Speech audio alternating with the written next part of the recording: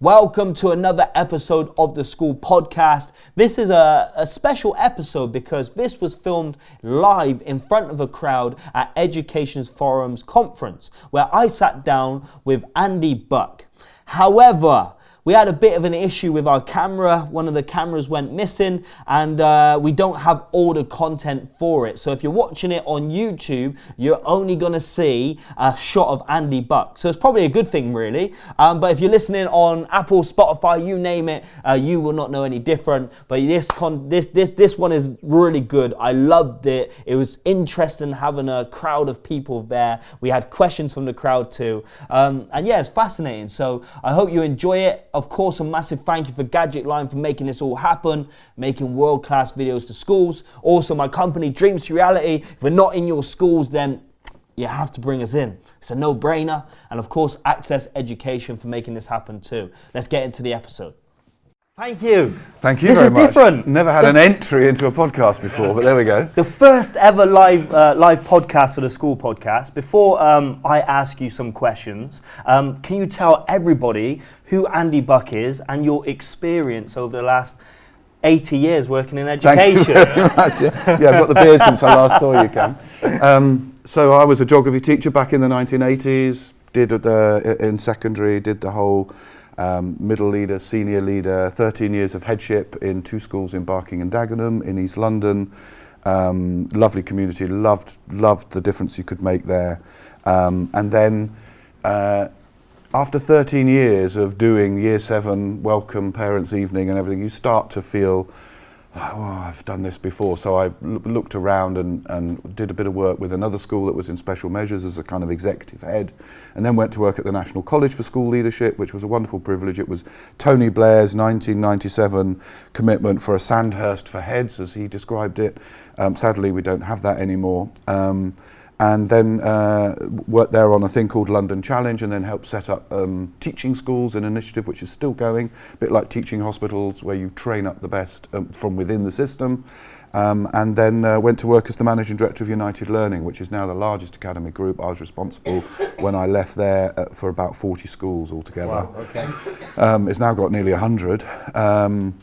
But I have to be honest with you, it's the first job I had in that whole series of jobs. Nothing about the organisation, just the job. Didn't really like the job. Okay. So far away from doing what I cared about and what I probably was best at. You say managing director, you mean CEO, I guess? Well, kind of. Because United Learning is unique in that it has 20 odd independent schools and then now, as I say, nearly 100 academies. There's no other organisation quite like that, so there was technically a CEO over both, and then there were the 2 managing directors that ran the 2 arms of it. So in a sense I was, but I wasn't responsible for all the governance, and I didn't run the finance teams or anything like that, which in some senses was good, and in other senses was sometimes quite frustrating. So, but anyway, I just wanted to get close to back being a teacher really, so that's when I went freelance. So what is the biggest difference? You started teaching in 1980 as a geography teacher, and then you worked your way up to doing that job, and also you're obviously leadership coach. Now you do a wide range of different things. What has been some of the biggest changes in education over the last kind of 30, 40 years? Wow, I mean, that's a question, Cam, isn't it? I think, to be honest with you, the quality of education in our schools is so much better. That is the biggest single change, because there are when I first started, here's the thing. I don't even know if I should say this now. I'm feeling like Greg Davis on the Graham Norton, but there were some stories. We can't cut it out now because we've got a live audience, so we can't cut it out. There's that wonderful story. Well, anyway, I won't tell you his stories, but we used to. The deputy head, who had been the head of humanities, used to take us to the pub on a Friday, and we'd have 2. Yeah, I'm not answering that. And I'd go and teach the best lesson ever in the afternoon on a Friday. But cut. This is leadership for all, Andy, come on. So context is everything, Cam. Context, that was the context. That was the context. And, all the stuff around safeguarding and, it's a different world. Yeah. Young teachers would have fully condoned relationships with sixth formers. It's what happened. It was just, it's unbelievable now to think about that being okay. But that was so I think people's expectations, their standards, what is acceptable and so on has just you know, absolutely quality is different. And I think that comes from, you know, the Education Act that happened in 1998 with the local management of schools that started to give schools more responsibility, and with that responsibility comes accountability, but they were able to make decisions about what resources they were going to buy, the teachers they were going to hire. Did they want one expensive teacher or two support assistants? You know, before they just got allocated stuff. So that sense of leaders in schools being able to make decisions, but at the same time then not long behind that came Ofsted and league tables, and so suddenly the whole system became very different. With that inspection that wasn't there before in any meaningful way, you know, all the accountability came with it. And that's overall has been a really good thing, but there are some dark sides to it as well. So quite a generic question. What does leadership mean to Andy Buck? What is leadership? So, for me, I mean, we were having a little chat with one of the guys beforehand about whether everyone's a leader or not. So I don't think there's anyone in a school who doesn't lead. They just have different leadership roles. I mean, all the teachers absolutely have to, you know, it's one of the very few jobs where from the first day you've got to lead a group of 30 people because you've got them in a classroom. So I think everyone is a leader. The question is, your question was, what is leadership? And for me, it is three things really, and I'm drawing on the work of someone who's written a book called Leadership Plain and Simple, who I'm lucky enough to have had as my kind of mentor. I thought you were going to quote your own book. No, then. I'm not going to quote Somebody my wrote own book, Leadership Matters by Andy Buck once said. But this is a book that really influenced me. Steve Radcliffe's book, Leadership Plain and Simple. If you type leadership into Amazon, it usually comes up at the top most days, anywhere in the UK. It's a really, really good book. And he basically says, and I think he absolutely nails it for us in our sector, that as a leader, you just have responsibility for three things. Number one, you need to know what it is you're about. What am I trying to achieve? What do I care about? What do I get out of bed in the morning? What do I want the world, this school, my team to be? He calls it future. In his Wigan vernacular, he says it's, you know, when he thinks about people who are great leaders, it's not about their personality type or what degree they've got or anything like that. He says these are people who are up to something. They're in touch with, they know what they care about and they're doing something about it. And, you know, and I think he's right, because when you're in that state, when you've got a passion, when you know, there's a difference between me being in that kind of CEO, quasi-CEO role and then being freelance for the last 10 years, where suddenly I've been up to something again, writing books, creating websites, doing this, you know, and things just happen. It's incredible. So that's future, that's the first bit of it. Why do I get out of bed? What is it I care about? Secondly then, you know, if we were talking about that more technically, we'd probably say it was vision, values, mission, strategy, all those sorts of things. Well, one needs to turn that into something practical, and you also need to be able to look round as a leader and see that you've got other people with you. Sometimes you'll see leaders who have got all the right strategies, all the right passion, doing all that, but they somehow haven't engaged with the people that they're working with to make that a team effort. So it's very, very important that you get people engaged. That's the second part of it.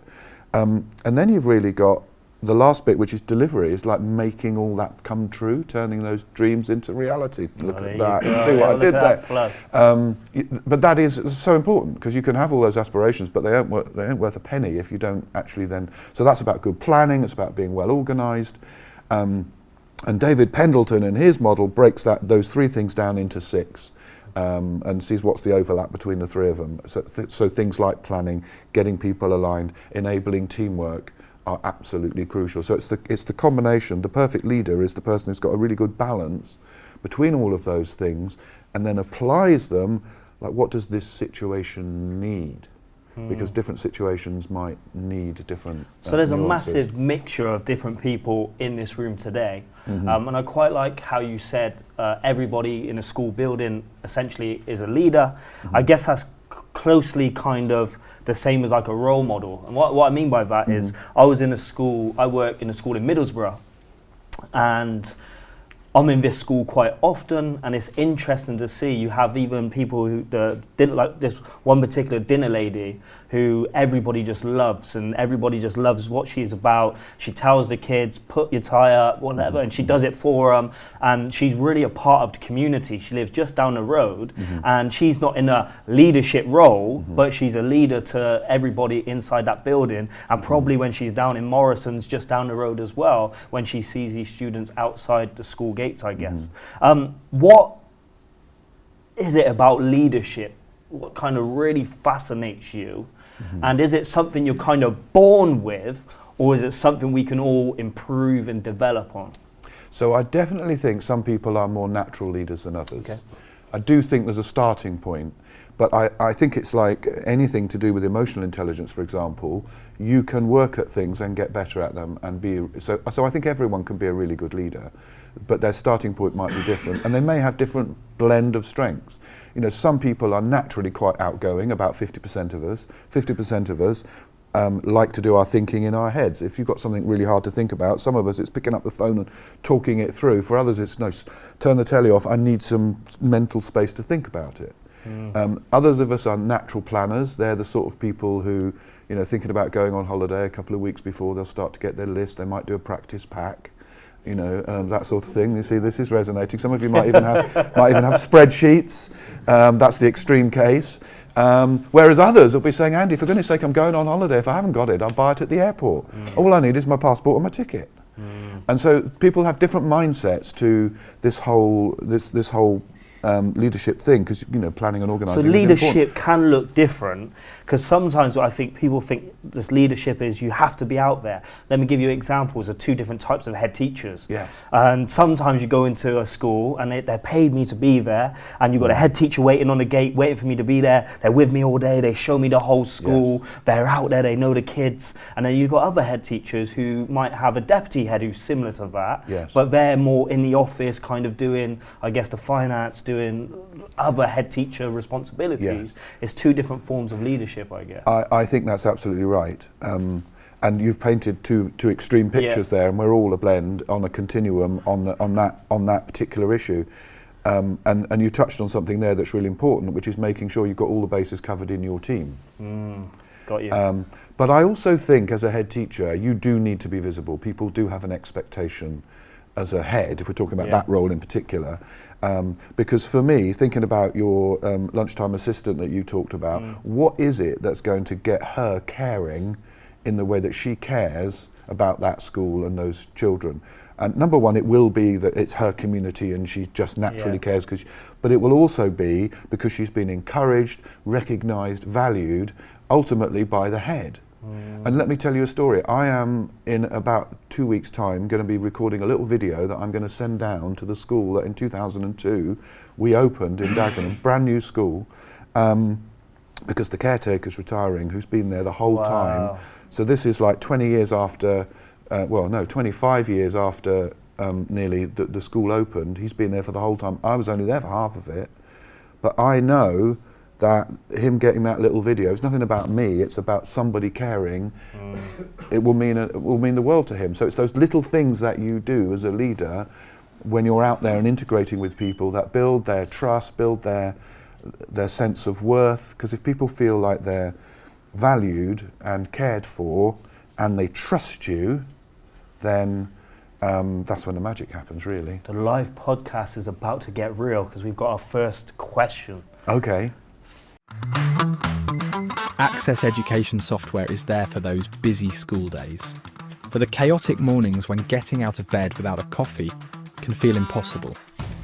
We're there for the multitaskers, for the cashless lunch payments, the fussy eaters, and the ones that always forget the school trips, the letters home and the countless emails.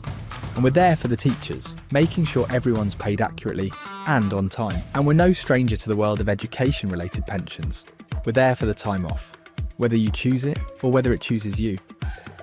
We're here for those looking for the best, for those focusing on developing and empowering themselves and others, and for those looking to build their teams.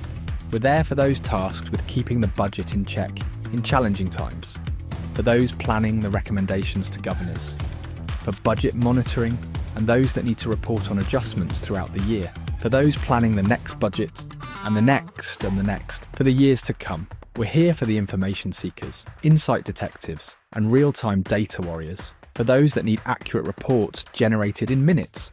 We're here for the children. For those that want thousands of award-winning, easy-to-digest learning videos across more than 30 subjects, in multiple languages. For the anxious exam takers, and for every single person that wants to make education great. Once the school day is done, we'll still play our part. We're still there for updates and to keep parents informed. And for those homework assignments and all-important grade boosts. We're still there for the governor meeting and the parents' evening, the after-school clubs and the extracurricular classes. And as for the hard-working teachers and staff, we're here, hoping you can find a little extra time in the evenings to unwind. So when the day comes to an end, teachers, parents and children across the land can rest easy, knowing that Access Education software will be there tomorrow to lend you a hand. Access Education, giving you the freedom to put education first. So for if they can't hear, yes, the question is for everybody listening in your cars at home eventually, wherever you are, is leadership, is that term overused? Yeah, and is there a difference between just leadership and management? Mm-hmm. Yeah. It's a great question. So I think probably the word is misused quite a lot. I wouldn't say overused, but definitely people's understanding of what do we mean by leadership is probably very, very different. And it's interesting if we think about inspection frameworks with ISI or Ofsted, they'll talk about leadership and management as if they're different things. I don't really think of it like that. I would see leadership as being the overall umbrella within which you have some of what people might traditionally call leadership, which is the vision and values, the inspiration, the kind of blue sky thinking, all of that stuff. But you've also got, if we think about what we were talking about earlier, delivery is a really important part of leadership, and delivery only happens if you're planned and organised. So that is about your planning, your organising, your systems, your processes, which typically is what you would call management.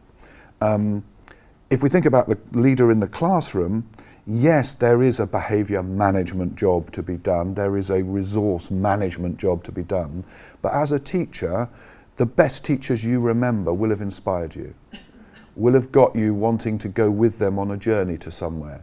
That's pure leadership. That's someone who gets you engaged and enables you to deliver great outcomes in your exams at the end of the day because you care about the subject, you care. And that does become personal. You might have had one history teacher and then you've got a different history teacher, and one is better at doing that. And it's not necessarily right, but you'll get better results with that teacher than you will with the other because they've led you, they've inspired you, they've motivated you on that journey. Amazing. So we had a couple questions before today from some of the guests here at the moment. So a good question here is, in your experience, what are the key elements needed to create a positive and inclusive culture in an educational setting? How can leaders address and overcome existing cultural challenges within their school building? So culture is so important in schools. You can walk into a school and within a very short space of time get a real feel. I mean, you do it every day, don't you? You get a real feel. Just by the receptionist. Even just from that, even just what the school estate looks like. You've done a face, why? What was the face about? Are you nudging? It is. Oh, okay. And that's good or bad, isn't it, Cam? That's good or bad. But even just the estate, you walking from the car park to the school, is there litter? Is the place tidy? Are there all of those things tell you about the culture being the way we do things around here. And I think it is really, really important. Linked to that, though, the product of leadership is not just culture, it's also climate. Okay. How do people feel? And I think some writers about leadership combine those two things as part of culture. But I love this particular model that separates them out, and it's the one I use, that says your leadership will create culture, the way we do things around here, and climate, how do people feel? So a lot of the behaviours of leaders, the leadership behaviours, the soft skills, if you like, will have a big effect on climate. How people feel, if they feel valued, appreciated, cared for, and a lot of that's to do with well-being, healthily challenged, and so on and so on. Culture then, the way we do things around here, if you want to change the culture, then you're into a change process. Then you're into thinking, how do we get from A to B in terms of what the culture is? And that is, so much has been written about how do you change organisations culturally. There are lots of models out there about this, but one of the oldest, and I still think stands the test of time model, is John Cotter's model of change, which kind of breaks it into 3 stages, which is to think about forming the change, the reason why we want to change, getting people to understand why change needs to happen, like genuinely thinking, getting an appetite for a change. Because if you launch a change and people don't want the change, you're halfway to it not working. Secondly, getting people involved in creating the change. So it's not just you coming up with this vision from on high, but getting a guiding group, as he calls it, getting people together to work on it, maybe even consulting with everyone around something, but only ever consulting genuinely. There's nothing worse than consulting when you've already decided what you're going to do. Absolutely nothing worse. And then from that, creating then a really strong vision that maybe has even been tested out a little bit in certain places. So that's the first stage. Second stage then is like a really good launch. And ladies and gentlemen, that is not by email, right? No change that's launched by email is ever going to land. It's about in a room when you've got people in the right frame of mind. You can sign up to my email newsletter after this. It's called the School Podcast. I'm joking.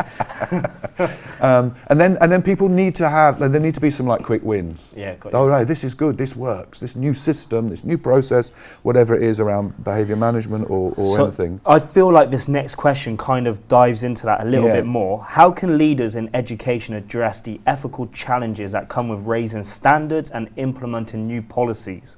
What advice do you have for leaders aiming to make changes that are both impactful and aligned with ethical and social responsibilities?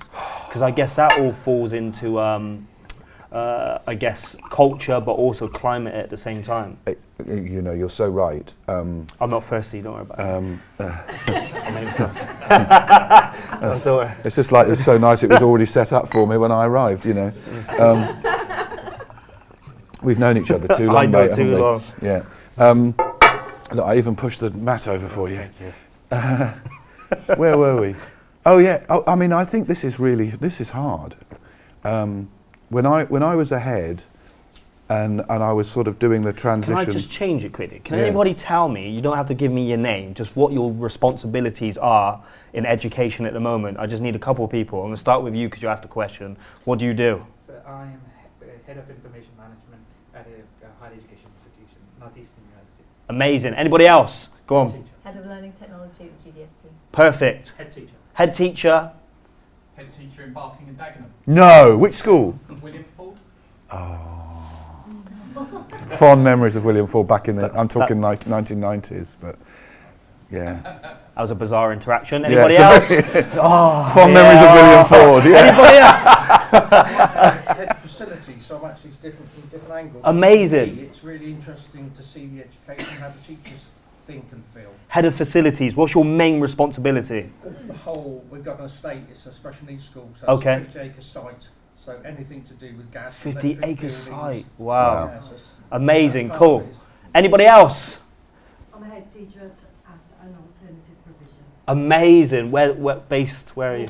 Wolverhampton. Wolverhampton. Fair play. I like it in Wolverhampton. Anybody else? Finance. Finance. Where's your location? Bexley. Nice. All right. Amazing. Oh, So people it's come safe from to everywhere. Yeah. everyone's come from everywhere, Yeah. but there's also different I'm curious. What do you do? Are you a receptionist? She'd be a really good vice principal of a special school in Northern Ireland. Amazing. So you awesome. So people have travelled. Yeah. Right? People have travelled. Genuinely a mixture of jobs. So Same mixture again. mixture. I travelled from Bristol to Inclusivity. Yeah, fantastic. Yeah, making them feel really welcome. Yeah, and thanks, secure. okay. God. Anyway, back to the original Back to the question. I can't remember what it was. So but it was really about that blend of changing culture, getting results, but ethical considerations. And it's really difficult because we talked earlier about accountability and pressure to deliver and results and so on. Yeah. And those people here, whether they're selling a product and they've got a bottom line sales target to meet, or they've got student results to get, or attendance targets to hit, or energy to save, whatever it is, that we're held to account. And there are shortcuts in all of those fields. There are little shortcuts you can take. So the question you have to ask yourself is, what kind of a leader do I want to be? Okay. And I remember having that conversation with a guy called Jez Smith, who took over from the headship when I moved on at Joe Richardson in Barking Dagenham, and subsequently he's just passed on the headship to the third of the deputies that was in the school when we opened it in 2002. So it's been that she was much younger, I hasten to add, but it's been sort of in the family, if you like, through that period of time. And the thing is, we've always talked about is what kind of a head do we want to be? Because, for example, there was a high-profile case just last week of someone who let kids disappear off roll. Back in the day that wasn't difficult to do, and suddenly your results got better. Doing certain exams not for the right educational reasons. So BTECs, for example, in certain situations are great qualifications for students. They're very practical and so on, but and so I would still advocate that for certain students in certain situations, doing BTECs is absolutely the right thing to do. But there were lots of schools that would do BTECs because there was one particular one that would, or a similar version of it, that would count for 4 GCSEs, and suddenly their position in the league tables went like this. Wasn't the right thing for them education. The IT one was probably the best example of that. We did GCSE IT and then computing because we thought that was what was best for the kids. Now, I'm not saying I didn't ever fall into the trap of some of those shortcuts, but that's the thing. That's the reality on the chalk face. Is can I be really proud and hold my head up and be brave? Because sometimes you have to be brave and say, well, we might not be where we would have been in the league tables in our local authority, but we're giving the students the education that we want them to have and we believe they should have. And that's difficult. So that is, in the end, it's about your own courage. And building relationships with those around you, that everyone buys into that and trusts you, that you know what you're doing, I suppose. So, what are some practical strategies that education leaders can use to build trust and inspire commitment among lecturers and staff, especially in times of rapid change or uncertainty? Yeah, we've touched on this a bit, but there's a brilliant book by someone called Stephen Covey called The Speed of Trust. And in it, he tells a story, but let's just imagine it's you and me, Cam, right? So let's imagine we're in the North Pole. Okay, it's not that likely on my part, I don't know about you. Okay, no. Even less likely is you're leading the expedition. Okay. Okay, and we're going to the North Pole. Yeah, we're going to the North Pole. Okay. And we've been training together for a week. A week? A week, yeah. Okay. And then like tomorrow morning is like the push to get to the North Pole, the final push, the hardest bit. Yeah. And I come up to you over dinner and say in the mess tent the night before, Cam, I don't know if I should go tomorrow. I don't know if I can do it. And you say to me, don't worry, Andy, mate, you're going to be fine. Right? Or with your Bristol accent. And when you say that, there's like a couple of things going through my head when you say that. The first is, would Cameron be straight with me about this if he didn't think I could do it? Would he be honest with me? Or is he just saying it because he doesn't want to upset me? Yeah, which we sometimes do, don't we? So there's a thing here about your character and your integrity as to whether or not I would trust that answer. Okay. But let's assume that I think, no, we've got enough of a relationship where you would say, yeah, maybe you're right, Andy, maybe you shouldn't go. And I know you would say that. So when you say, Andy, you're going to be fine, I do trust that, I do believe it. But there is a second question, isn't there, about that answer, which is, do you know what you're talking about? Like, have you been watching me and my performance this week?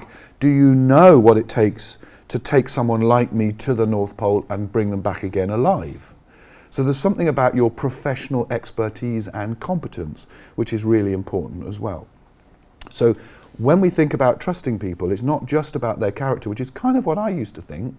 It's like, are they honest, decent people who have got the right intentions, etc.? Well, all of that is really important, but it's only half the story why you are trusted as a leader. You're also trusted as a leader because you know what you're doing.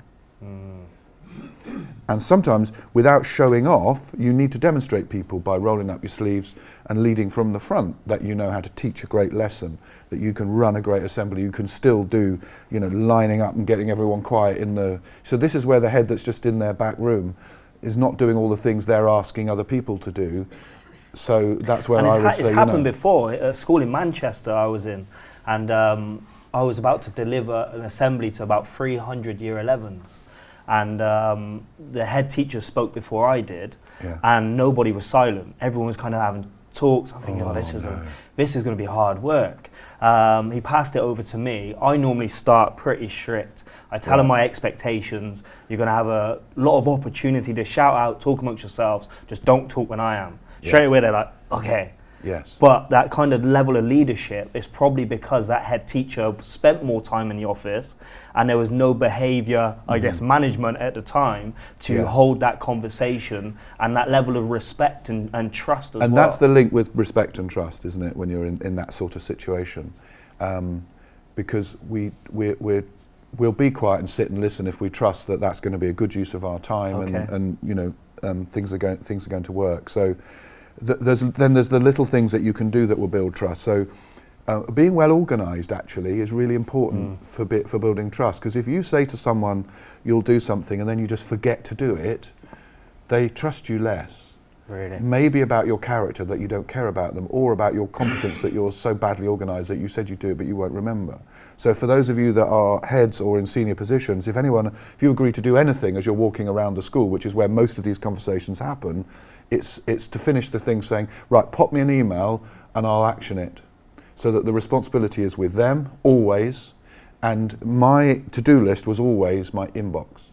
So if I'd got something that I needed to do, I would send myself an email. And then any action I ever got, I still use this today, is in my email inbox. And then I have 3 folders in the emails, today, this week, sometimes, or maybe not bother. And you try and make sure that you clear, and then the things you want to do that day, you move them into your inbox. So it's just a brilliant way of prioritizing your time, but never ever dropping a ball, because everything goes through that one system. If you've got that system, and then you've got a notebook, and then you've got a PA, and you've got 3 different systems with all your jobs in, you just forget to go to one of those. Forget to look at the notebook, and suddenly that email that someone was expecting doesn't get done. So, yeah. So how important then as well, I guess, is delegation? So I guess it's easy, if you're in a leadership position, it's easy to say, I'll take care of it. But really to be able to be operating at the level that you need to be operating at, especially a head of facilities, head teacher, whatever you might be, how important is it about building a solid team around you, but also a solid team you can delegate certain jobs to? The more experienced and the more senior you get, the more important it is to do that. And to have people around you that you trust. So they've built your trust in them, that you can delegate something. Because most of the time, when it comes to delegation, most of us fall into the trap of, do you know what, it'll just be quicker and easier and probably better if I just do this myself. Got you. And if you're in that cycle, you will never be able to, you're just managing. You'll never be able to break out and see that, get from the dance floor to the balcony and see the bigger picture and do the leadership bit, because you're just being dragged into operational all of the time. So less firefighting, more proactive, less reactive, more proactive is what is one of the massive benefits of that. But there are lots of reasons why we don't do it. Sometimes we don't delegate because we don't trust the people. Well, that's a question you've got to ask yourself about, have I got the right people, or have I invested the right training in them to enable them to be able to do it? If I don't trust their motivations, what am I going to do about that? Well, you're going to have to tackle it. Go on, you were going to it's also just self-awareness as well, because sometimes we fall into a trap of thinking nobody can do it better than me.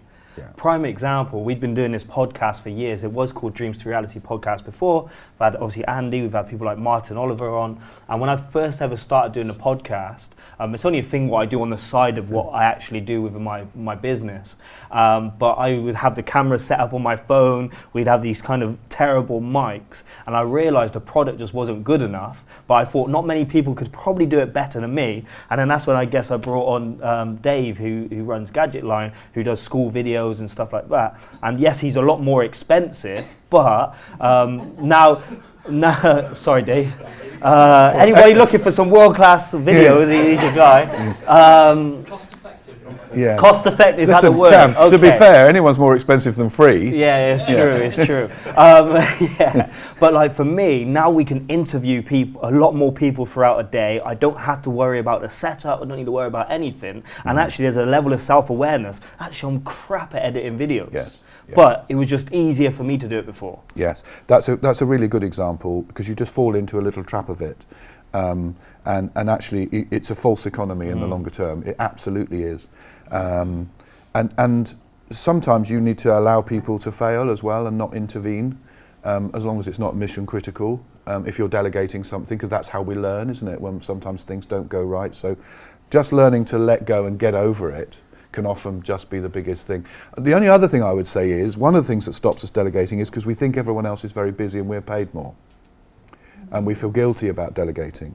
But if you think about yourself... Everybody else is busy, yeah, and you're paid more. and you're paid more, so you feel guilty about giving them another job to do when you're paid more than them and they're probably really busy. Yeah.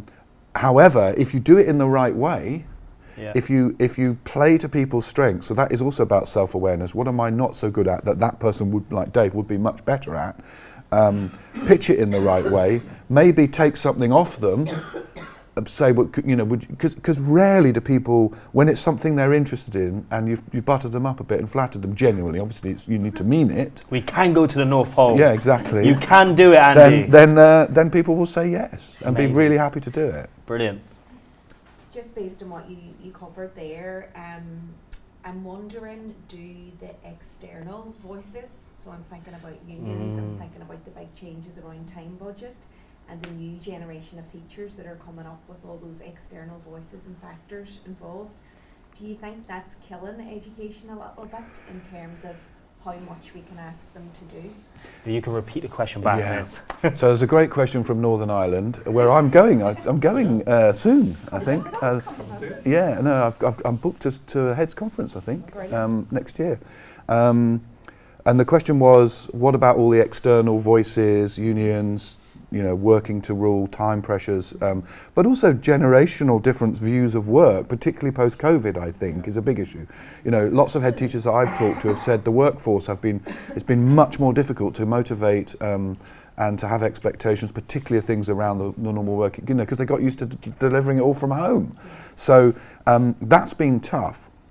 So I think that what you've got to do here is see that, as we were talking about earlier, as a change process. See that as something that people themselves are going to be engaged with and feel like they've got a voice in and a stake in, and ask themselves the question too, what could we stop doing? What are the things in that prioritization quadrant that take a long time and don't make much difference? And there are still things in schools that I think are in that box. Or even things that don't take long but don't make much difference. The things that when you look at your to-do list you do first because you want to tick them off, but they're not going to change the world.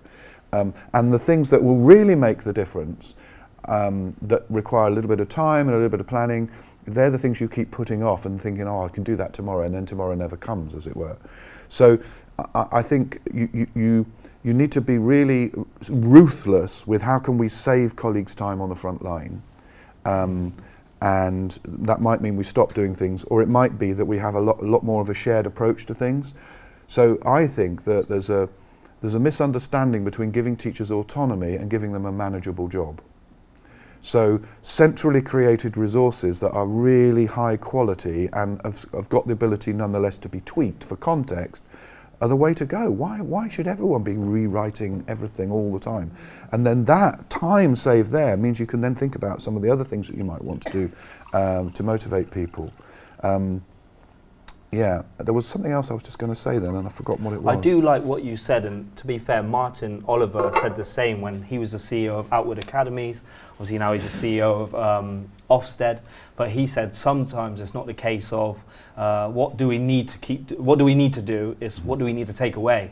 Yeah. What do we need to stop doing? And I think... Yeah, I've just remembered what the other thing was. So NFER have done some research recently around teachers' engagement and their decision to stay in the profession or not.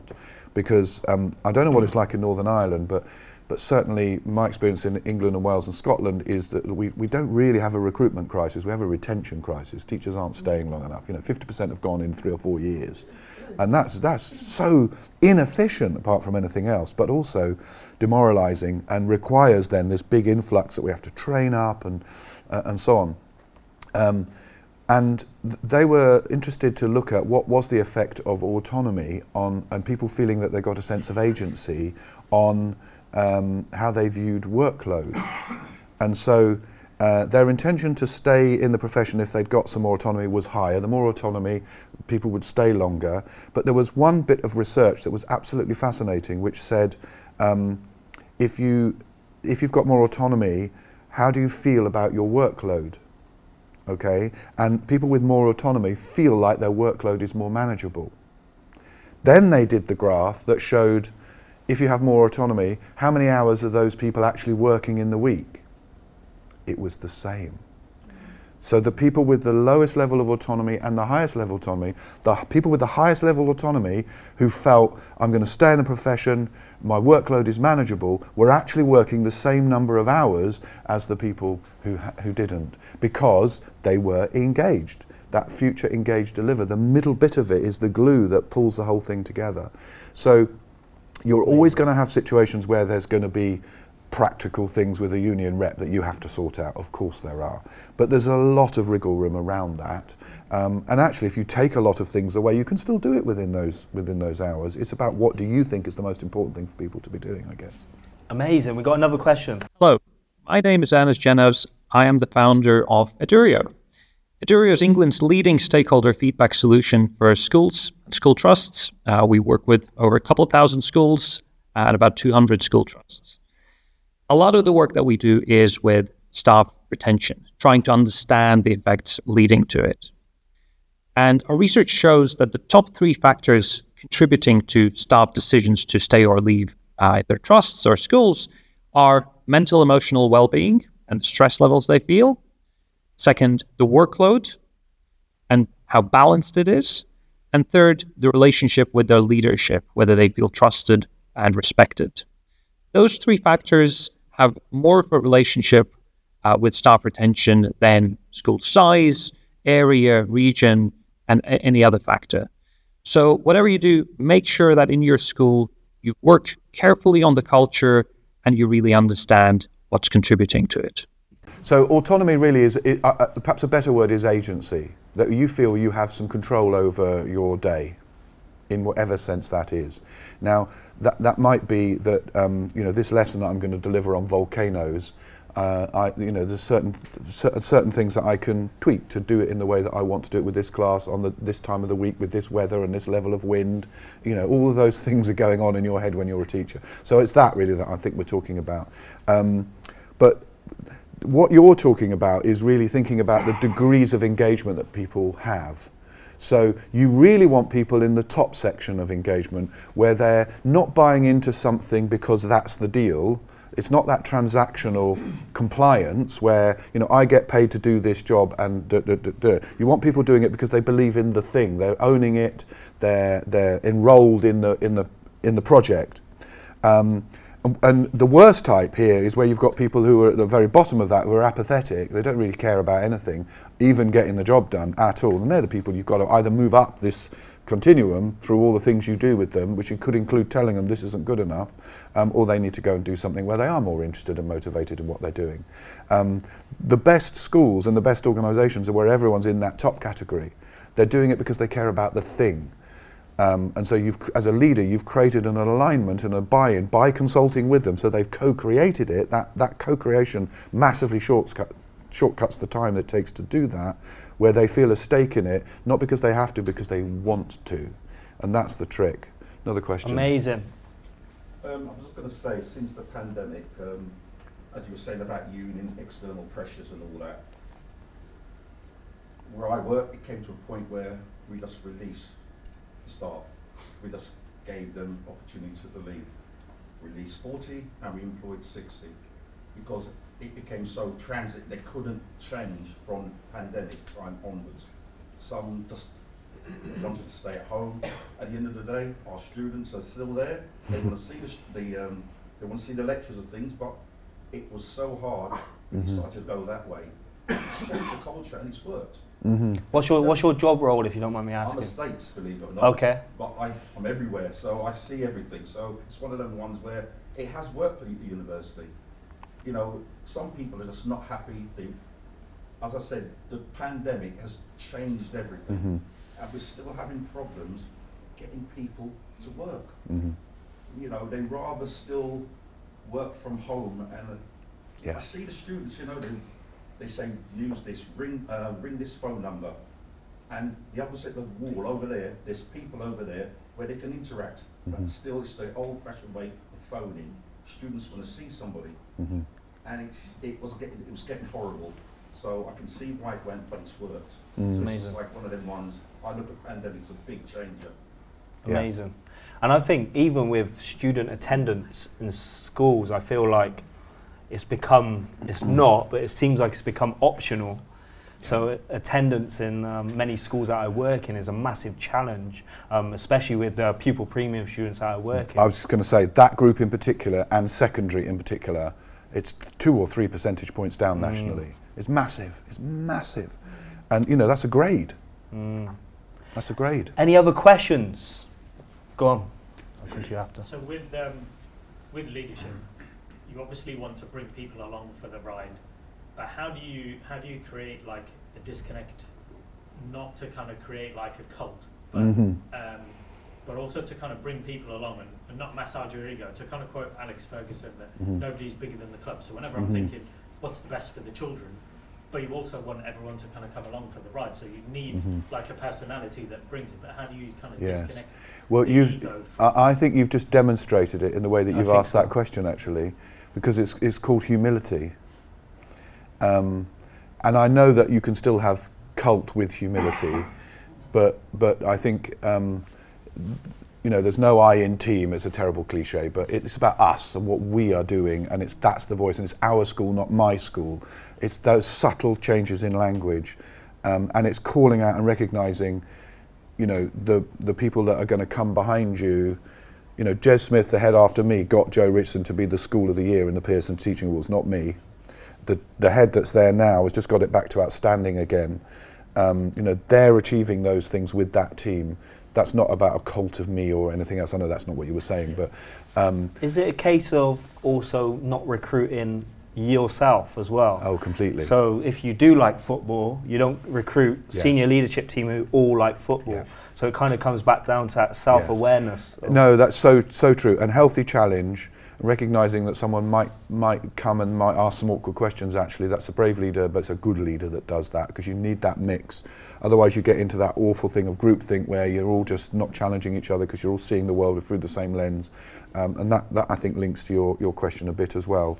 There was one at the back, wasn't there? Have we got time for it?